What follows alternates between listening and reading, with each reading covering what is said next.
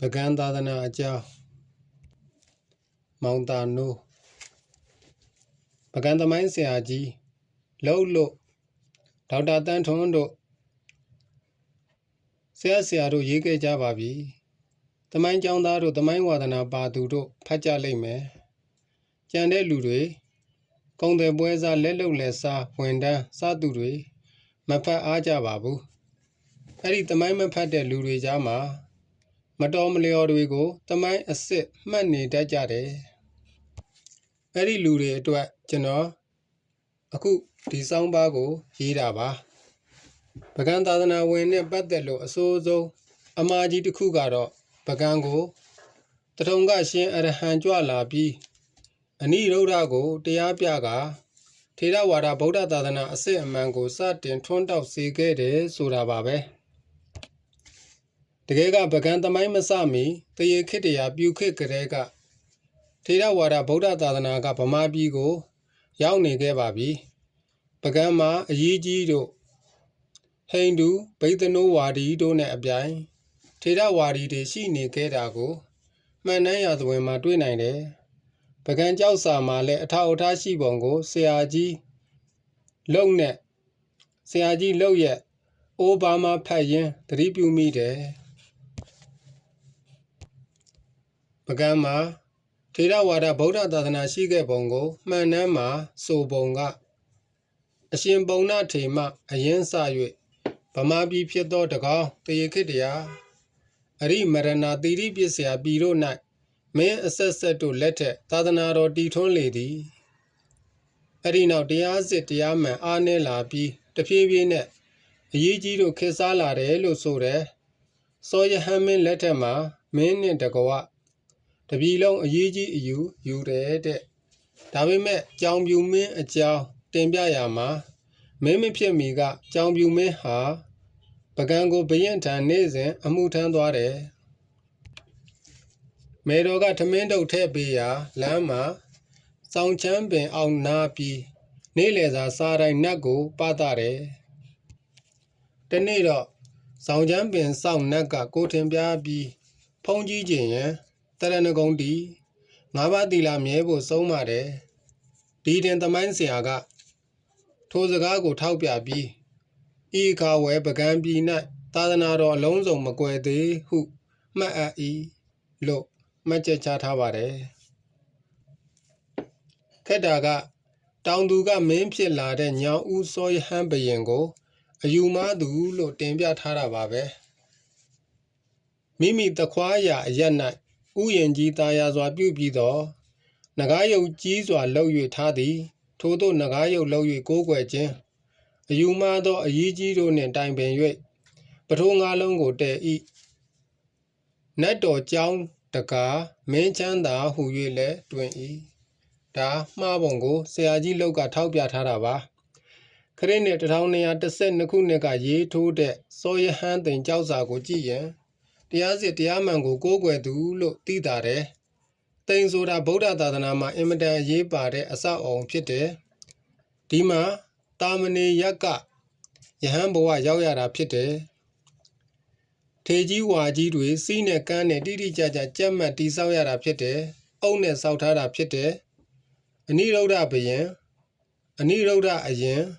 အုတ်ကူဖျားပထိုးအစာပြုခဲ့သူတူလို့မှတ်နိုင်တယ်ကြောက်စာကတော့သူစိုက်ခဲ့တာမဟုတ်နှစ်တရာကျော်ပြီမို့ပြက်နေတဲ့သူ့သိန်ကိုဥဇနာမင်းကပြင်တဲ့အကြောင်းမှတ်တမ်းတင်တာဖြစ်တယ်တူရင်တောင်ထက်စစ်ဟန်သိန်ပျောက်ခရကဤသိန်စောက်တကာတူရင်တောင်ပေါ်မှာစတွေ့ခဲ့ရတဲ့ကြောက်စာပါအခုတူရင်တောင်ကြောက်စာယုံမှာထားတယ်ကြောက်တိုင်အမှတ်နှစ်ဖြစ်တယ်အထက်ကမှန်နှန်းကောက်နှုတ်ချက်မှာပါတဲ့စောယဟန်မင်းတည်ခဲ့တဲ့ပထိုးငါးလုံးတဲကအခုပထိုးသားများထင်ရှားတွေ့ရတော့တယ်နတ်တော်ကျောင်းတကာခေါ်ထားတော့ဒါလည်းသူဆောက်တယ်နားလည်ရတာပေါ့သူ့ရဲ့နတ်တော်ကျောင်းကိုအခုပကံမှာနတ်လောင်ကျောင်းအမိပြောင်းခေါ်နေကြတယ်နတ်ရုပ်တွေအထူးသဖြင့်ဝိရှနုလိုဟိန္ဒူနတ်ရုပ်တွေစုပြုံထားတာတွေ့ရတယ်တိဝနတ်မဟာပိဏ္ဏနတ်များပါဝင်တာတွေ့ရတယ်တောင်အိန္ဒိယက တမီကုံတဲ့တူမုံနဲ့တကားလာလူသွားဘူးတယ်လို့ကြောက်စာအပိုင်းတစ်ခုမြင်းကဘာမှာတွေ့ရဘူးတယ်ဒီလိုနန်းရုပ်တွေတွေ့ရတော့ပကံကလူတွေဗုဒ္ဓဘာသာဖြစ်ပေမဲ့ဟိန္ဒူစတဲ့နတ်ကိုးကွယ်သူတွေကိုလည်းလွတ်လွတ်လပ်လပ်ခွင့်ပြုထားတယ်လို့ထင်စရာပဲမှန်တဲ့လောက်မှန်ပါလိမ့်မယ်ဒါပေမဲ့နတ်ကိုးကွယ်သူတွေကိုခွင့်ပြုတာမဟုတ်ဘူးကိုယ်တိုင်ကကိုဟိန္ဒူနတ်ကိုကိုးကွယ်နေတာကိုဗုဒ္ဓဘာသာလားဟိန္ဒူလားတတ်မတ်မရှိတာခဏခေတ်မှာတရားထိုင်ခြင်းတပားဆိုရင်မဟာစီမိုးကုတ်စွန်လွန်းတဲရင်ကူကြက်ရဗုဒ္ဓဘာသာဆရာတော်တွေဥဆောင်တဲ့ရိပ်သာတွေမှာသွားထိုင်ပါလေအေဟိနဲ့ကြိုးစိုးနေကြပါတယ်ဒီကြားထဲကပဲဟိန္ဒူတရားရိပ်သာမှာသွားပြီးထိုင်တဲ့ဗမာဗုဒ္ဓဘာသာအမိခံပညာတတ်တွေတန်တော်တွေးနေရသေးတာကလားပကံအရက်သားကိုမပြောနဲ့တော့ရွှေစည်းကုံတပိုင်းတစနဲ့အာနန္ဒာဖျားတီးခဲ့တဲ့ကျန်စစ်သားမင်းကြီးတောင်မှသူ့ကိုယ်သူဟိန္ဒူနဲ့ဝင်စားသူလို့ကြောက်စာထဲမှာထည့်ရေးထားသေးတယ်ဒီတော့ငကားကိုးကွယ်တဲ့ဆိုတဲ့ထေရဝါဒဗုဒ္ဓဘာသာဝင်တိန်တကာစောယဟန်ဘယင်ဟိန္ဒူနတ်တွေကိုဗလိနတ်စာကျွေးခဲ့ရင်အံ့ဩစရာမဟုတ်ပေဘူးပကံကိုသွားရင်ပကံဖျားရုပ်ပွားတော်တွေကြားမှာမဟာယာနအဝလောကီတေးသွာရစတဲ့ရုပ်ထုတွေအများအပြားပဲတွေ့ရလို့အံ့အားသင့်ရလိမ့်မယ်ဒီတော့ပကံမှာထေရဝါဒအရင်မဟာယာနရောက်ခဲ့တာကတော့ရှင်းနေတယ်ထေရဝါဒနဲ့အတူရောက်လာတဲ့ပါဠိစကားအထူးခေတ်စားလာသမို့ရာဇကုမှန်ကြောက်စာတမျက်နာကပါဠိစကားဖြစ်တယ်လောကနန္ဒာဖျားတတိုင်းအတွင်းရှိတဲ့မဟာဒါနပတိအမတ်ကြောက်စာမျက်နာ1ပါဠိစကားဖြစ်တယ်ဓမ္မရာဇိကဖျားကြောက်စာစခြင်း၄ချောင်းပါဠိစကားဖြစ်တယ်အလောင်းစီသူရဲ့ဖျားစုပန်ရွှေကူကြီးကြောက်စာကတော့2မျက်နှာပါဠိစကားဗမာတခွန်းမှမပါဒါပေမဲ့အစုံးမှာတက္ကရလို3ချောင်းရေးထားတယ်တက္ကရတင်သကရိုက်ကမဟာယာနကသုံးတာပါဗမာလိုရေးရမှာလဲကြောက်စာမှာဗုဒ္ဓဘာသာဝဟဟာရတွေကိုပါဠိထက်တက္ကရကိုဦးစားပေးကြတယ်ဥပမာရာဇကုမှကြောက်စာစခြင်းမင်္ဂလာပါကိုပါဠိလိုတိရိလိုမဆိုတက္ကရလိုရှရီလိုပဲသုံးထားတယ်တပ္ပညုတကိုတပ္ပညုတပညာကိုပညာအရိမတ္တယကိုအရိမိတ္တိယရေးတယ်တခြားကြောက်စာတွေမှာနိဗ္ဗာန်ကိုနိရဗံတာရိပုတ္တကိုတာရိပုတ္တရဓမ္မစက္ကကိုဓမ္မစကြာပေတကိုပြိတ္တာအမတကိုအမြုတေစသဖြင့်တွေ့ရတယ်ဒီပကံရဲ့တက္ကရအသုံးဟာခဏကျွန်တော်တို့ခေတ္တိစက္ခံလာကြပါတယ်နိဗ္ဗာန်ကိုနိဗ္ဗာန်သုံးသူမရှိတော့ပေမဲ့ဓမ္မစက္ကကိုဓမ္မစကြာလို့အားလုံးသုံးတယ်ဓမ္မကိုတော့ဓမ္မမသုံးဘူးသင်္ကန္တကိုတကြံပဲသုံးကြတယ်ကမ္မကိုကံသုံးလိုက်ကျမသုံးလိုက်ပဲပါဠိအမတအသုံးမရှိသလောက်နဲပြီးတက္ကရကိုဘွားအမြုတေအမြိုက်တို့ပဲတွင်ကျဲတယ်အလားတူဂျိုသင်းဂျိုတို့ပဲသုံးကြကဂဟသင်္ကဟတို့တောင်တိတောင်တိကြမှာမဟုတ်ဘူးမဟာယာနရဲ့ဘောဓိတတ္တတွေမှာပကံမှာအမြောင်များမတွေ့ရသလိုခဏခေတ်ဗမာပြည်မှာလည်းမတွေ့ရလာဘူးဖျားအလောင်းတွေထဲမှာအဓိပတိလို့ဆိုရမယ်အဝလောကီတေသွာရကိုတော့တွေးကြရတယ်ထုံးစံအဝလောကီတေသွာရပုံစံနဲ့ရောဗမာတွေအခေါ်လောကနဲ့ပုံစံနဲ့ရောလောကနဲ့ပုံစံကအခုခေတ်မှာပိုခေတ်စားတယ်ဒါပေမဲ့ကိုးကွယ်တာမဟုတ်ပဲအလတ်စင်တဲ့သဘောသုံးတာများတယ်အဝလောကီတေသွာရကိုပုတ်ဖြတ်ရင်အဝလောကိတအပေါင်းဤသွာရလို့ရမယ်အဝလောကိတကဩလောကိတပါပဲကြည်နေတယ်လို့အဓိပ္ပာယ်ရတယ်ဤသွာရကပါဠိဣတရကအရှင်နှစ်ခုပေါင်းလိုက်တော့ကြည်နေတဲ့အရှင်လို့အဓိပ္ပာယ်ရတယ်နိဗ္ဗာန်ယူခြင်းရင်ယူနိုင်ရသားနဲ့တရားတွေကိုတနာလို့မယူပဲမိုးပေါ်ကနေကယ်ရမယ့်တရားတွေကိုရှာနေကြည်နေတဲ့အရှင်လို့ဆိုလိုတယ်လောကီသားတွေ အလွန်သဘောကျတဲ့ကိုးကွယ်ရာဘုရားဖြစ်ပါတယ်လောကရဲ့အားကိုးရာလောကနာထလောကနတ်ဆိုပြီးဗမာတချို့ကိုးကွယ်ကြတယ်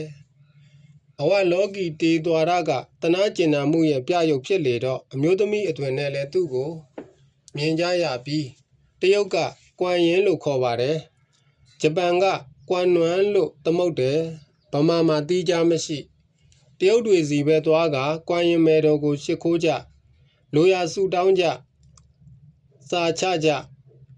ဘေဒင်စာရွက်လိပ်လေးတွေမဲနိုင်ပြီးဖတ်ကြတယ်ဟိန္ဒူတွေရဲ့ဝိရှနုဂဏေရှစတဲ့နတ်တွေကိုကိုးကွယ်တဲ့ဗမာဗုဒ္ဓဘာသာကတော့ကျန်စစ်သားနောက်ထင်ထင်ရှားရှားမရှိတော့ပါဘူးအဲ့ဒီတော့ဟိန္ဒူတွေကပရိယေတွေသုံးလာတယ်ဗုဒ္ဓကိုဝိရှနုဝင်စားတာလုပ်ပြတယ်ဗုဒ္ဓရဲ့မတတ်ဖြတ်မငြင်းစေရေးတရားတွေကိုသူတို့ကျမ်းစာထဲထည့်ပစ်တယ်ဘယ်လောက်ပြီးရည်သလဲဆိုဗုဒ္ဓဘာသာဗမာတော်တော်များများကကိုပဲအကျမ်းမဖက်ရေးအဟိန္တာဆိုတာဟိန္ဒူတရားဂန္ဒီဝါဒရဲ့လို့ထင်ကုန်ကြတော့တယ်ဗုဒ္ဓတရားတွေကဟိန္ဒူတွေယူထားတာကိုဂန္ဒီယူထားမှန်းမသိကြဘူးတချို့ငွေကြေးတတ်နိုင်တဲ့ဟိန္ဒူတွေကဝိပဿနာကိုလေ့လာကတရားစခန်းတွေအိန္ဒိယနဲ့ဗမာပြည်တွေမကကဘာအရရက်မှာဖွင့်ကြတော့တယ်တဦးစီမှာအတ္တရှိတဲ့မြင်နေမှုဖေရှားရတဲ့ဗုဒ္ဓရဲ့ဝိပဿနာကိုတဦးစီရဲ့အတ္တသူတို့အခေါ်အတ္တမံအတ္တကလေးတွေအမြဲတည်တဲ့မဟာဗြဟ္မာရဲ့မဟာအတ္တမံနဲ့ပူးပေါင်းသွားတယ်ဆိုတဲ့ဟိန္ဒူအမြင်တဲ့အပြောင်းခိုင်းနေတာပါပဲဒါဗုဒ္ဓတရားရှုထောင့်ကကြည့်ရင်အလွန်အန္တရာယ်ကြီးတဲ့ကိစ္စပါအနတ္တဝါဒကိုအတ္တဝါဒ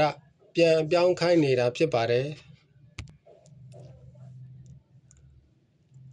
အိန္ဒိယမှာပညာသင်နေတဲ့ဗမာယဟန်ငယ်ကလေးတွေညီးလိုက်တဲ့ကိစ္စပါပဲကျုပ်တို့အနတ္တဝါဒီတွေဟာအတ္တဝါဒီတွေကြားရောက်နေရတာပါပဲတဲ့အတ္တဝါဒီတွေကြားအနတ္တတော်လှန်ရေးလုပ်ခဲ့တဲ့ဗုဒ္ဓသူရှိစဉ်ကတော့သူတကူအာနုဘော်ကြောင့်ယက်တည်နိုင်ခဲ့ပါရဲ့